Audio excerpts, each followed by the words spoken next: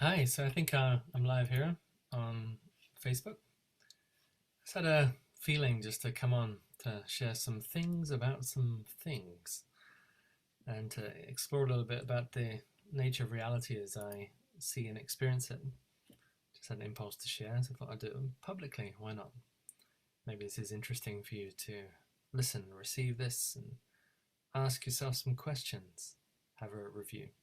It's not going to be very long, I don't think so. So I'd just like to dive in and share what's on my heart, really. So my name's Guy, and I'm the creator of a process I've called the Dancing Heart Path, and I consider this to be a tree of life teaching.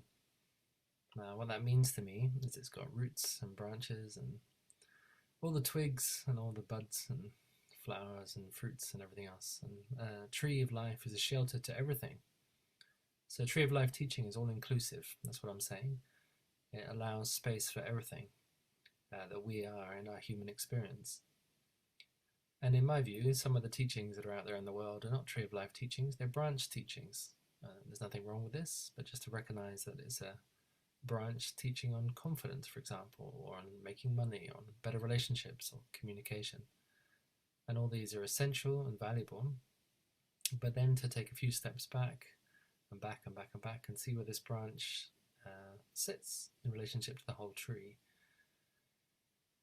Now, in regard to spirituality, and what people call spirituality, is that sometimes it focuses on the upper realms of human experience, if you like, and beyond the human experience and the transcendence.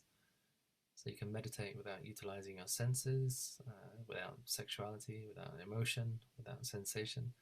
You can transcend what's usually understood as the human physical experience to go beyond, if you like. And there's many reports and many accounts and many experiences of people who astral travel, dream travel, experience other realities, other dimensions, and I feel these things are true. They're all real and they're interesting explorations. But is that equal to spirituality? This is the question to consider. Is spirituality something other than being human? Is it something which requires transcendence? Because if you observe the way of most religions, there's some kind of repression of the emotional body, guilt around sexuality, or making money. There's the denial of the human creature, if you like, the human animal in the domain of everyday three-dimensional existence. The functioning of us in our instincts, the practical day-to-day stuff of living, somehow negated or called an illusion or maya. And the spiritual search is some kind of avoidance of this, often some kind of escape from this. Now, I don't feel this is true, not in my experience. If it's not a full rainbow teaching or a tree of life teaching, every color is important. Every dimension of us has its purpose and place, its function and fruition, and to be grateful for.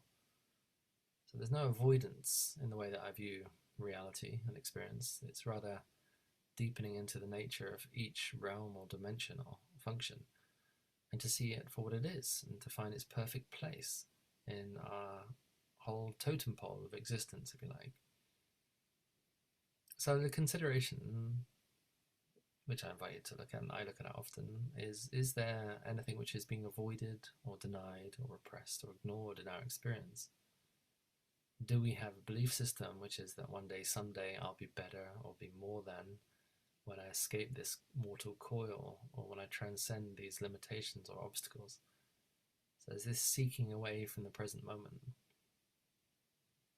Because there's a completely different approach altogether, which is really about zoning in to our present awareness and embracing everything that is moving into the field of our experience. So what I'm proposing is equal value, equal rights to every dimension, without discrimination, without superiority, without trying to make one better than the other, one worse than the other. So for example, our instincts, sexuality, food, power, status, ego, personality, everything that exists in the realm of the human animal and the social animal that we are in the world, to recognize that these are all valuable in their perfect place. It's not all that we are, but in the dimension of these expressions, they have their own truths, they have their own relevance, their own significance. And we can honor our desires for food and sex and power and status, not avoid them, not deny them, not negate them, not wish to be different from them or transcend them. Which often happens. You go into a monastery and you become celibate, you leave your family, you leave worldly things behind in the pursuit of something believed to be greater than this. And I don't see it like this at all. I see that the whole spine, the whole tree is important. And our evolution is to wake up on every single level, to go from the base of the mountain to the top of the mountain, but then to love the whole mountain. That's what I mean by a tree of life teaching. So, for example, the endeavors of the human animal to really take care and enjoy and celebrate all that we are in what it is to be human. And then as we move up into the layers of the heart and the throat and the third eye and beyond the crown, we start to elevate into these other levels of existence, other dimensions, explore these as if they're new territories, new countries, new aspects of us. Not make them better or more significant or more meaningful than anything below them. And it's not higher is better, it's just higher is just literally higher on the spine. It's like the top vertebrae, not the bottom vertebrae, but it's all the spine. And the whole spine holds our back together. And then I feel it's the same thing with the rainbow colors. Every aspect, every color is beautiful and significant, purposeful, valuable.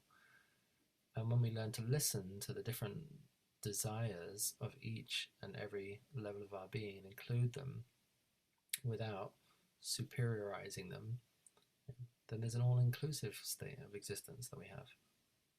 And this creates a state of non-resistance. If I go and deny my lower centers, they're going to kick up a fuss, they'll kick up the dust. The best way to create a fight in your system is try and kill your ego. It's like, or transcend the ego, get beyond it. It's going to create drama after drama as the ego says, well, hang on, I've got a perfect position here. I've got a role and a function and a gift to offer and a service to offer. Fully aware it's not all that we are, but in its perfect place, it's kind of managing the everyday three-dimensional world.